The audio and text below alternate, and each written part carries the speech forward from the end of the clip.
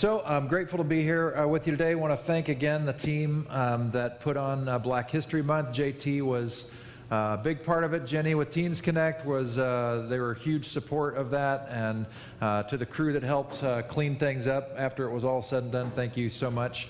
It was a great event. Saw JT this morning and he's just still beaming and buzzing about it, which is awesome. So it was just great. And we'll keep this stuff up for the rest of the month just to really celebrate a history that often doesn't get shared. So we're going to keep it going, which is cool.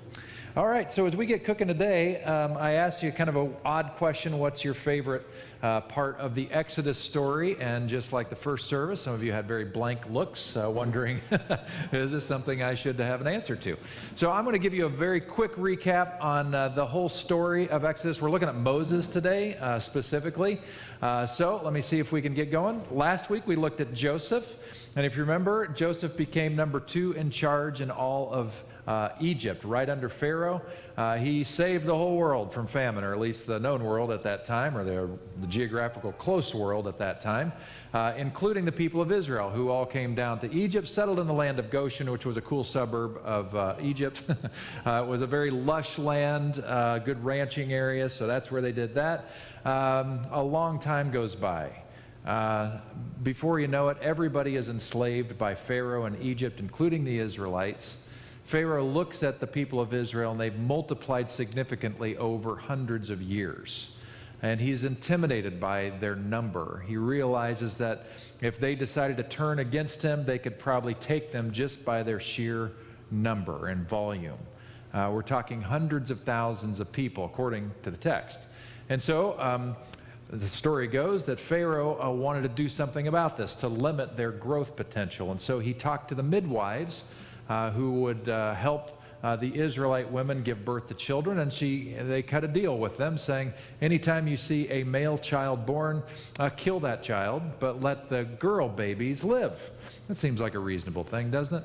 And so the midwives wouldn't have anything to do with it because, right? And so time went on, and Pharaoh realized that the midwives weren't doing their end of the deal. They weren't obeying his orders. So they asked, what's up? And they said, well, those Israelite women, they give birth so fast. We get the call on our cell phone, and by the time we're there, they've already got the baby, so we couldn't get away with it. So Pharaoh's like, oh, well, I guess that makes total sense. So then he decided to do something really awful, and he ordered infanticide of all male babies.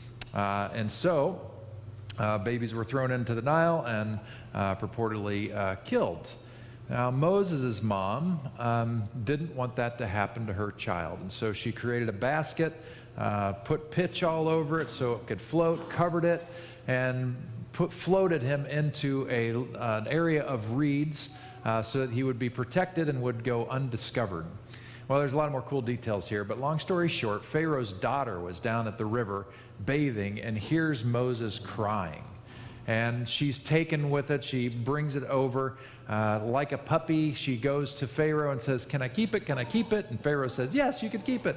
And so she ends up raising Moses in Pharaoh's household. And he gets all the treatment therein. So he's really raised like a prince with all these wonderful things. His own mother ends up being the nurse mother for him because they saw all this shaking down. So pretty cool all the way around. He grows up into a man, figures out that he's a Jewish man, and recognizes that his people are being mistreated. And one particular occasion, he sees an Egyptian armed dude, serviceman, punishing one of the Israelite slaves. And after the Israelites gone, he kills the Egyptian guy and buries him out in the desert, thinking he got away with it, that nobody saw him. A little later on, he sees 2 Jewish guys arguing together and tells them to stop it because they're brothers after all. And one of the Jewish guys says to Moses, what are you going to do to us? You're going to kill us like you did that Egyptian guy? And at that point, Moses knew his goose was cooked, that somehow the word got out. And so, like every honorable person would do, he went to the judge and turned himself in. No, he didn't do that at all. He ran for the hills about as far away as he could. He ended up in this land called Midian, and there he stayed. And he got married, He got a wonderful father-in-law named Jethro, who later on in the story is going to help him significantly, hold him accountable to some things. He has a couple kids, and he's moving right on in up to retirement age. And he's out tending the flocks. He's got his staff and everything. And as he's out there, he sees something really odd. He sees a burning bush. Actually, that's not the odd part. You're in an extremely dry, arid desert land. Seeing bushes burn, not a really big deal. What's weird about this bush that's burning is it's not burning up. It's just filled with fire, and it's not going away. So that's the curiosity that gets him over there. He's like, why in the heck isn't this thing just exploded and done? So he goes over there, and this flame speaks to him, literally, and says, I'm God, take off your sandals, you're on holy ground. And this conversation starts where God says, I've heard the outpouring of cries from my people in Egypt because they're being so mistreated by the Egyptians. And I'm going to redeem them. I'm going to rescue them out of Egypt. It's going to be an exodus, which is where the name of the book comes from. It's all about the leaving of Egypt and making their way to the promised land. So, God asks Moses, says to him, I need a leader, and you're just the guy I'm looking for. And so what do you say? Should we go do this thing? And Moses rattles off a series of objections and wonders if he's really the right pick, and they kind of trade back and forth. And it's pretty meaningful stuff. I give you tons of detail in my blog, so you can read up for it on yourself if you want to nerd out in that kind of way. But at the end of the day, Moses says yes, as long as his brother Aaron can help him talk to Pharaoh, because he stutters a little bit and he's kind of nervous and crowds, etc. And so they go, and if you saw the movie, lots of plagues ensue. Pharaoh says, okay, you can go. And then he changes his mind at the last second, and another kind of plague has to come. And they keep going in this cycle until finally the last plague is that the firstborn son dies. Except for the Israelite people, because when death passed over, that's where Passover, that Passover celebration comes from. There was a sign that Jewish people put over their doorposts. They smeared the blood of a lamb that they slaughtered just for this purpose over the door jambs, so that everybody, the angel of death would pass over them. Well, all the others, they didn't have that kind of luck. So finally, Pharaoh relents, and the people go. And then Pharaoh changes his mind after the people are on their way, and catches up with them, with his army, right at either the Red Sea or the Sea of Reeds, depending how you translate that. And so it appears that the people of Israel are stuck. There's nowhere to go, and the world's greatest army is charging fast. Some really cool stuff happens, and that's where this story comes from, by the way. Moses raises a staff, and they cross through on dry ground on either the Sea of Reeds or the Red Sea, depending on which way you translate that. And then once they're on the other side, Moses raises a staff again, and the water collapses on the Pharaoh's army that was chasing after them, and woohoo, Israel gets away with it. And so they're on their way to the promised land. 10 commandments are given, and they make it to the promised land in like a week or two. They made fantastic time. No, they didn't do that at all. It actually took them 40 years to get to the promised land because men were in charge of directions, and you know how men are. Actually, men were in charge, and that's why it took 40 years, because all these corrective things had to happen over time, and they kept goofing it up so that an entire generation passed before Israel went into the promised land, including Moses. Moses gets to the river that's going to separate where they were from entering the promised land, and Moses finds out he doesn't get to go. Now, he's okay with it. It's kind of an accountability thing, but that's kind of how the whole book of Exodus goes. So you're welcome. You got the whole thing done. Just took us a few minutes, so not bad. So it is absolutely impossible to talk about Moses to any great depth of the whole thing, because it's a massive epic story. And this is a central story to the Jewish people to this day. It's the defining story for helping them understand who God is, that God is powerful even beyond the geography of Israel, which we've talked about over the last few weeks. that God really does care, really does redeem, is more powerful than the other gods. I mean, all this stuff they're learning. And when they look at the story of the Exodus and their travels to the new land, they're learning lots of lessons about themselves and about who God is and what it means to follow God and what is the law and why is the law there and what does it mean to follow the law and how do we do all these different practices that keep us in good relationship with God. All this stuff's happening. So this is a pivotal book for the Jewish people to this day. So you have the Pentateuch, which is the first 5 books. Sometimes it's called the law in the Jewish tradition, although they're not all law books, but that's what it's called. And so that's all happening in this time frame to get the people to the promised land. And it's an incredible story, and you can either watch the Charlton Heston version or the DreamWorks version. They both have their merit, and you probably should do that, at least before Easter or something like that. It'll be on TV. So what do we do with this today? And what are we supposed to take away from this? Well, what I really want to focus on is that thing that Moses is holding. That's his staff. And remember, he was a shepherd in the land of Midian.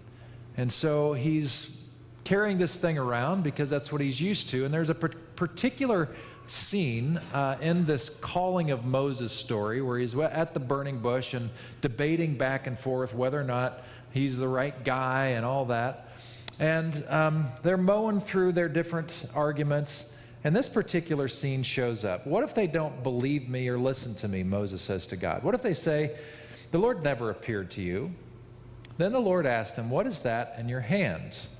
It's a shepherd's staff, Moses replied. Throw it down on the ground, the Lord told him. So Moses threw down the staff, and it turned into a snake, and Moses jumped back. Now, I just want to point out something, that to ask Moses, a shepherd, to throw down his staff when he's talking to a burning bush that's not burning up is pretty significant. Because that staff, at least in this frame, is his last line of defense.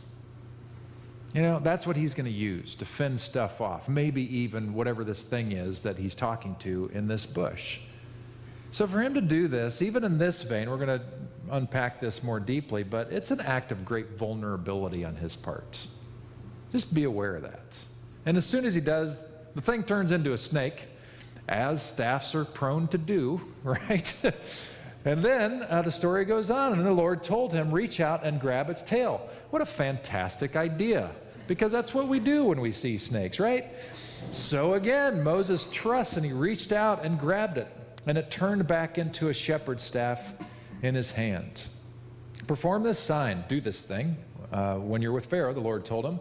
Then they will believe that the Lord, the God of their ancestors, the God of Abraham, the God of Isaac, and the God of Jacob, really has appeared to you. So that's the story I really want to focus on. And I want to raise the question and raise some awareness about what's really transacting here in this exchange, this whole staff business. Because I think it connects with us quite a bit. At least it does with me, and I'm guessing it probably does for you. So let's think about what is being asked of this guy. Moses is fine. I mean, he committed murder and all, and that's, probably not a great idea, but he's fine. He's built a life in this other area.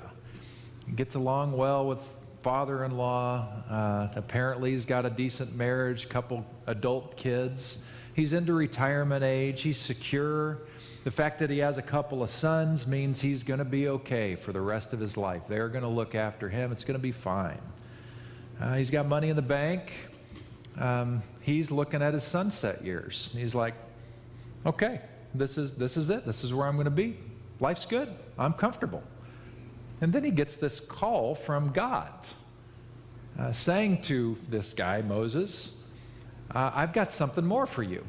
This is good what you've got, but what I have is a different kind of good and a better kind of good.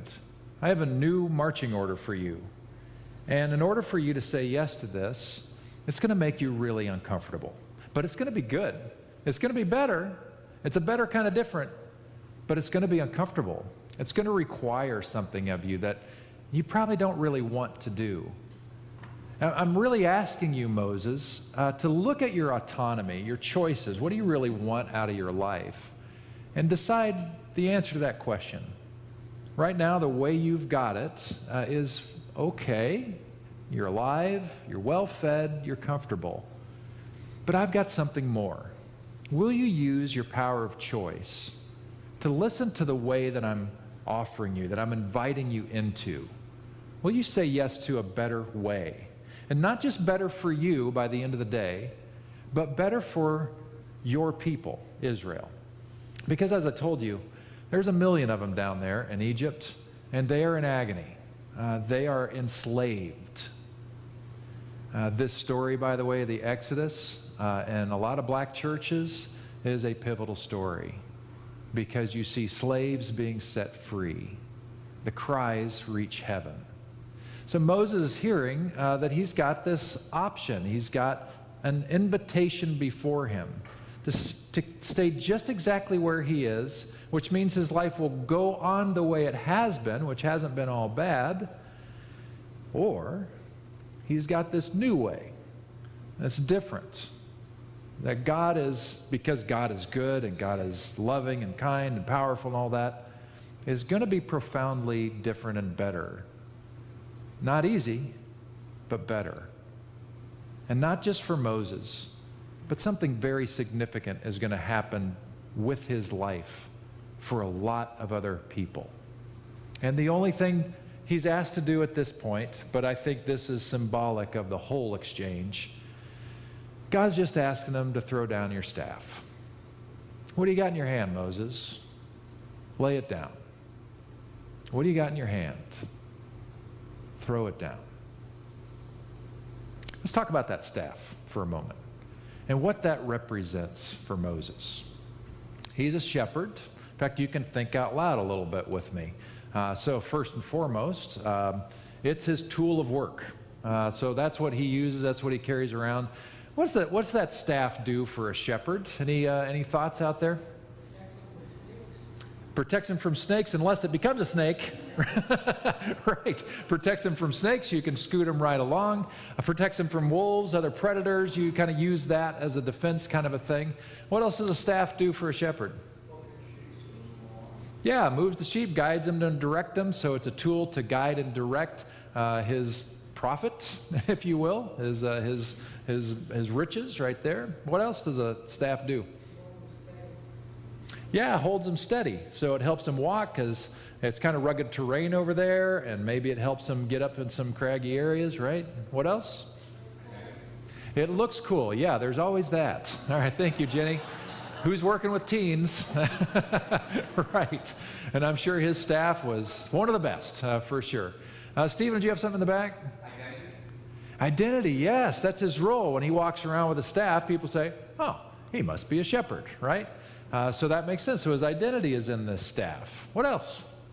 The shepherd's crook helps the shepherd pull his sheep out of the area that's not supposed to be. Okay, right. So it's a tool to save things as well. Okay, very good. Any other ideas about what this represents? Corrects. All right. Yeah, so he has one of those, one of those sheep one of those dumb sheep, that does dumb things, then he can use that to kind of whack them along a little bit as they need to, right? Okay, right? Let's go metaphor.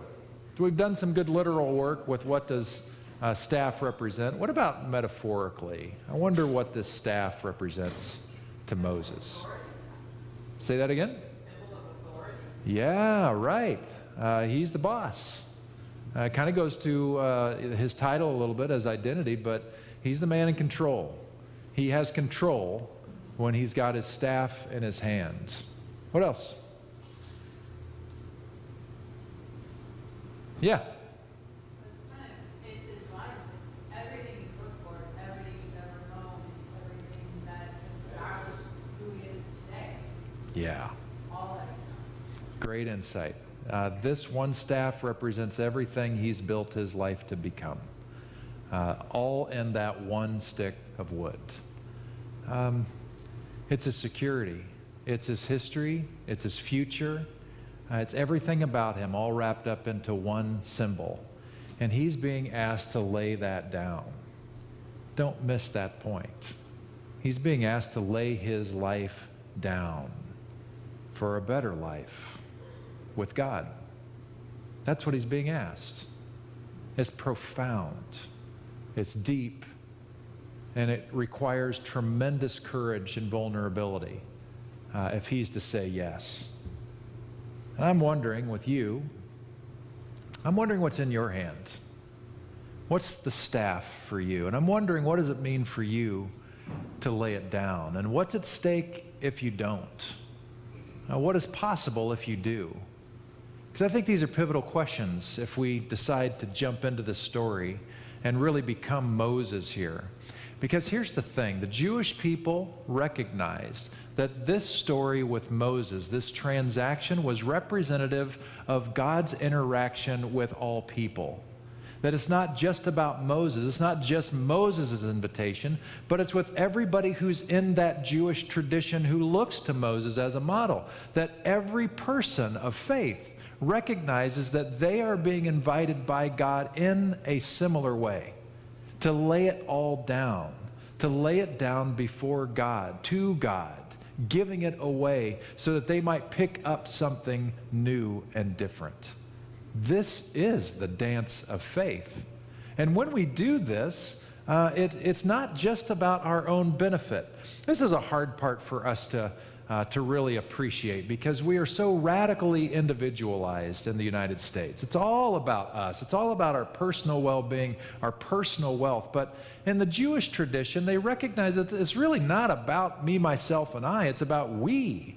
It's an us type thing. And so when we choose to do this, we recognize that while we will benefit personally, even though it's difficult at times, the reality is it's really meant to be beyond us, to have a scope that's bigger than us, to benefit more than ourselves. That's the point of it all, like it was with Moses. And so I'm wondering, what's your staff? What's the invitation before you? If you could hear the whisper of the Spirit say to you, what's that in your hand? What might that be? Some of you might think really literally on this. And you're thinking, just like Moses, okay, I've got a certain skill set here.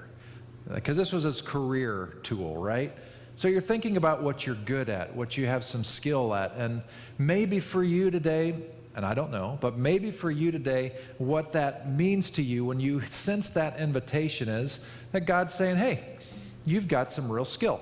How can you use that for something beyond yourself and beyond your normal work stuff? Is there a way to use what you've got for a greater good? What might that look like? And it could be something in the church. It could be something in the community to help the community. But maybe that's you. And so for you, it's like, well, I don't know if I want to do that because that's going to take some time. This is going to be a different kind of thing that's going to be a little bit uncomfortable for a while until I figure this thing out. Yes, yes, yes, and yes. And that's also part of it. That part of the whole process of this faith dance of laying our staff before God so that something new can transact means that that new thing is going to come on, and that new thing is generally not easy and generally not comfortable because it's new. And yet, the promise of God, based on the character of God, is that it's worth it. It may be hard. What Moses went through was really hard. What he went through with the whole Exodus event, starting from going to the Pharaoh all the way until he got them to the edge of the promised land, hard, hard, hard, hard work. And yet, there's no way he would trade it. I'm confident he would say, this was a much better life. You know, Jesus with his disciples, he said, come and follow me, and I will lead you to life abundant. So the disciples heard this, and they agreed to it. And they got an abundant life, all right, but it was hard. It required some suffering along the way. But I'm confident that they believed that they made the right choice because they were willing to die for it. It was that meaningful. Not in a self-inflicted, sacrifice myself with a bomb to blow stuff up, but they were willing to go the way of peaceful protest and be killed for what they believed. That's part of their experience of saying, yep, it was worth it. It was good. Isn't that nuts? Well, I digress a little bit. You know, maybe for you, this whole idea of letting go of the way you've chosen your life so far, which may be perfectly wonderful, and you may be very comfortable and things are great, and you don't really want the inconvenience of what God might be calling you to. So maybe for you, it has to do with your identity and your security. And you're like, well, if I'm going to do that, it might require that people look at me differently. It might require that I'm not quite where I was before. Moses didn't take his flock with him. He left his 401k behind. That's not necessarily the connection of the dots here, but he left that behind to go to this new thing to do. And I'm wondering if that kind of security, that kind of identity is your thing. Or to what we heard earlier, I wonder if that idea of control. If I don't really want to lay this thing down because I want to be in control with where I'm going with my life. What do you know, God? What do you know about life? Except you're the author of life. And yet we struggle with it, don't we? Now, sometimes that control thing comes up in all kinds of ways, and we don't really want to follow the way that God is calling us because, like I said, the way is hard. So for some of you, that control is represented in things that you need to grow through in order to become who you can become and do what you are called to be. And sometimes it's very difficult stuff. Actually, very much related to what we looked at last week. There are some of you who may be stuck, and we're all stuck at different times, but some of you may have experienced pain in your life, and you are holding on to that pain, and you're holding on to that grudge, and it is a part of you. I mean, it has become a part of your identity. I was reminded of this phenomenon last week after the forgiveness talk and having a conversation with somebody, that sometimes the story of our pain really becomes a key story for us.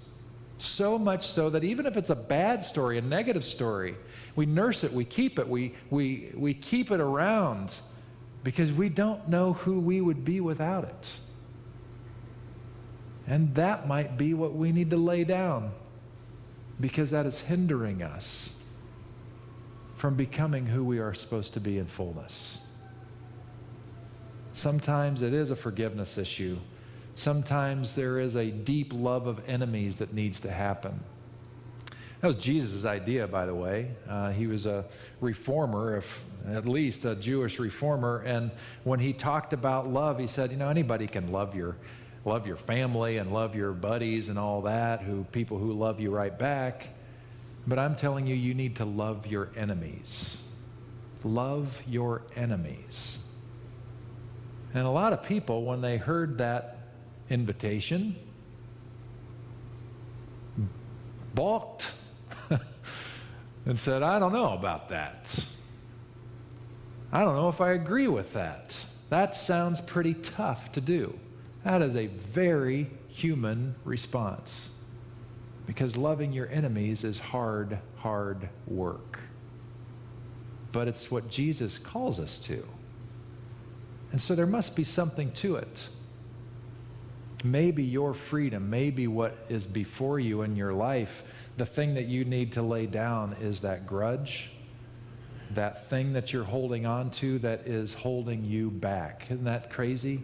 The thing you're holding on to is the very thing that's holding you back. And I'm wondering if God is asking you today, if it's time to start working through that, to let it go. And I wonder if you do these things, whatever it is for you. I wonder what that means for you. And I'm guessing it's terrifying for you. And there may be half a dozen things, by the way, for all of us. And I'm sure it's terrifying for us. I'm sure it is laying down our security, our identity, our power, our control. And so the question, what's at stake if you don't? Well, if we really believe who God is, that God wants life for us, and that's certainly articulated in Jesus, then what we're really saying to God in this information and in this dance and this invitation is, Well, I don't really want as much life as you have to offer me. I want to settle for something much less. It's much more comfortable, and if it's an American kind of thing, it's going to probably be mostly about myself. Thank you very much. I'll pass. But what we fail to realize is when we choose that path, we not only rob ourselves of the deepest experience of life possible, even if it's hard, but we also rob others of that experience of life because we are not available to be the beacon of hope, to be the source of love and life for those people too. It's like George and It's a Wonderful Life. All this stuff didn't happen because he wasn't born in the first place. When we choose, we're going to play with this a little bit. When Jesus says, come after me, you got to be born again and enter the kingdom of God. When we choose to lay it down and become a new creature, a new creation, born again, it's like everything we do has a deep impact on the people that we are with. What's at stake? How many people are enslaved by something today? And you won't be there to be a part of the redemption. You matter because they matter. It's not just about you. It's bigger than you, and it always has been. And what's possible if you do? I don't know. How big is God? How expansive is God? How much can God work through an individual person to change the world for the better? That's what's possible. Unimaginable things are possible because you have no idea just how much the Spirit can work with who you are and what you say and do to extend out beyond your capacity to know. Who knows? If you just walking around through your day, walking in the Spirit of God and that being a part of your thing, who knows what you're just going through the day is going to do to impact somebody else? That's what's possible for you if you'll have it. It's beautiful. Now, there's one final thing before we do a different order of the meditation I did with you before. And I want to go midrash with you. Midrash means we look at the text with a little different eye than perhaps meets the eye just at first glance.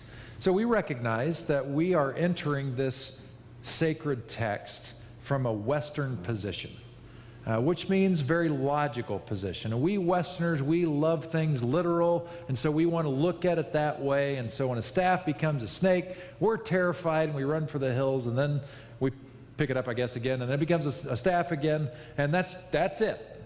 We just saw a staff turn into a snake back into a staff.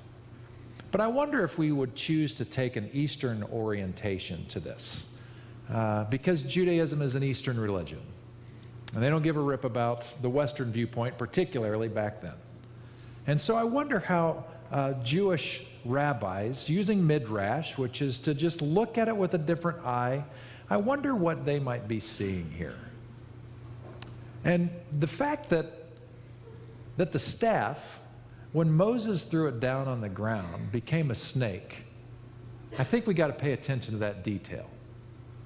I mean, you know, a staff is this long, skinny piece of wood, and I guess that's maybe the easiest thing to turn it into. If you're going to turn it into something, why not a snake?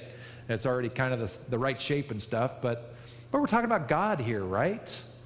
I mean, why not cool it up a little bit? Why not make the staff turn into a Bengal tiger or something? Or, a woolly mammoth or a wolf or something cool, a grizzly bear. How about a shark? I mean, come on, that would be really something. A shark in the middle of the desert. Why not do something cool like that?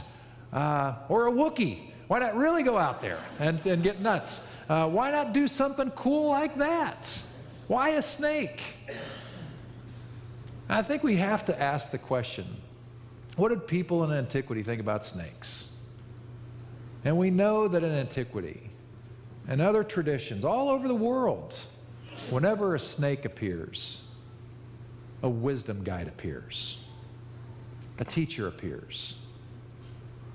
And I just have to wonder, even if it's just fudging a little bit or just musing too much, if we ought to look at it like that. That for Moses to lay down his staff, the tool of his trade, his identity, his security, his defense, his strength, his power, his control, all these things.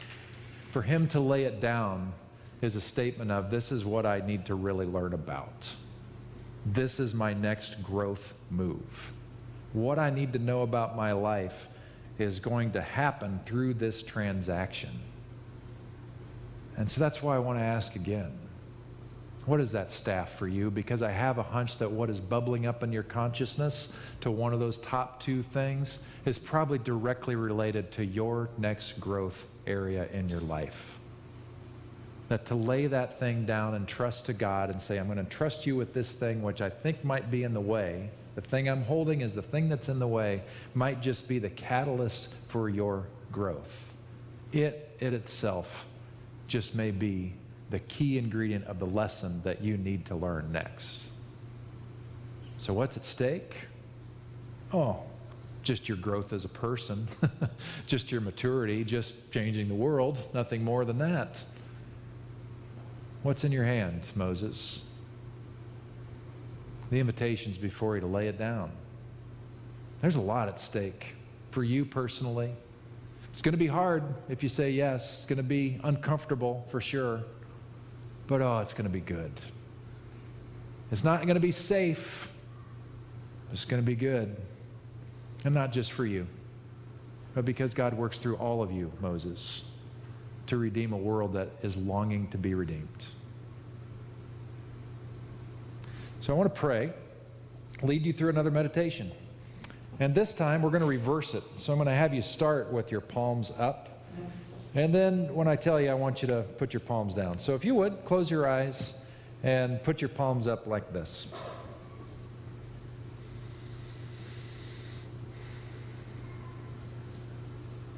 Spirit of God, I'm asking that you bring to our awareness what it is you're inviting us into. For some of us, it's a life of greater meaning. Something about your life, our lives mattering more than just ourselves and our own personal kingdoms that we're building. For some of us, maybe the invitation is healing. That we've been stuck in pain and you're wanting to call us forward. You're wanting to redeem us out of that, rescue us from that. For some of us, it's our anger that you're wanting to touch and change, that we would forgive. For some of us, it's a new identity. Maybe the one we got stinks. Maybe the one we got's awesome, but you're asking us to accept a new identity that's bigger than what we had. Richer, better, deeper.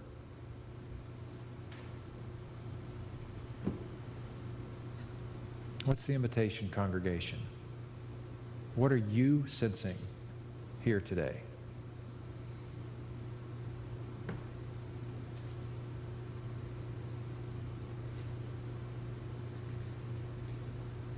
My friends, what's in your hands? Represented by your hands up, what might you be holding today?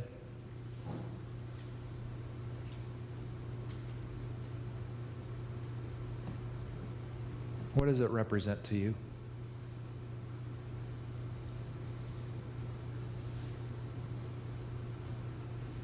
Are you sensing, as Moses did, that you're being called to let that go?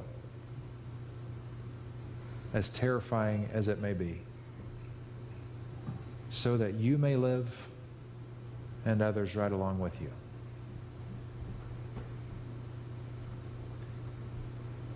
I invite you, if you're able, to turn your hands over. And as an expression bodily of letting go,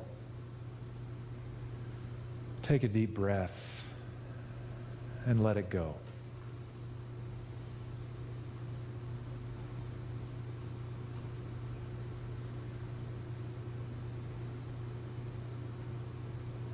God, this letting go thing is a process. Some of us maybe we're able to do it all at once, but for a lot of us it's complex. We're going to be doing this prayer a lot. because to let go is a lot. But we're saying to you today, those of us who are in a space to do it, that we are letting go. We're saying yes to your invitation to a life that's fundamentally different and markedly better with you. We trust it'll be terrifying. We trust it's courage required. And so we're asking you to be fully present with us as we do. And may we find ourselves born again, new creations. May we find ourselves living in the depths of life we didn't know were possible, and may we find ourselves being used in the service of others so that many, many, many more people who are in captivity in some way will find freedom. May it be so. In Jesus' name, amen. Thank you for being here today. I hope it was a meaningful experience for you, and I hope that somehow God touched you, messed with you, came alongside you today. And next week, we turn to Rahab. I've got a couple special guests coming in the next 2 weeks, which should be really cool.